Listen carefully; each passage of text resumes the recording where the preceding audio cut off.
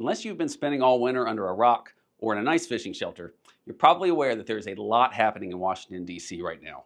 The news cycle is changing so fast that it's hard to keep up, with new executive orders nearly every day on a wide range of topics, from trade to immigration to downsizing the federal government.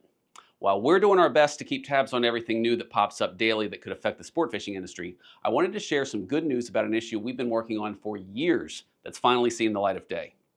As you all know, for the past 75 years, the sport fishing industry has contributed billions of dollars to conservation through the excise tax on sport fishing equipment, which goes into the Sportfish Restoration and Boating Trust Fund.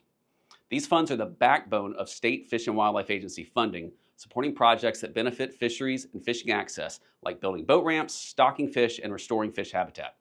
However, in the modern marketplace, where consumers are increasingly shifting to online purchases, this funding model is being threatened by avoidance of the tax by foreign manufacturers selling through online marketplace facilitators. The excise tax is paid at the first point of sale in the U.S., which traditionally has been the manufacturer or importer.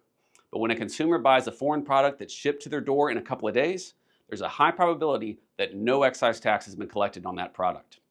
Not only is this putting tax-paying companies at a competitive disadvantage, but it's resulting in lost conservation funding estimated in the tens of millions of dollars annually. This is happening in the archery industry too.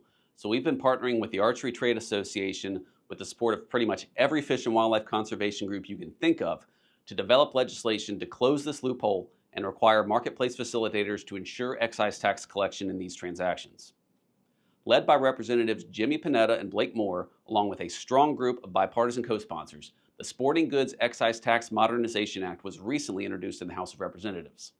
The bill would address what we've been calling excise tax slippage, putting all sport fishing manufacturers on a level playing field and boosting conservation funding. With Congress expected to take up a large package of tax bills later this year, we're positioning the Sporting Goods Excise Tax Modernization Act to be a part of that discussion. Stay tuned to our email updates and visit asafishing.org for the latest.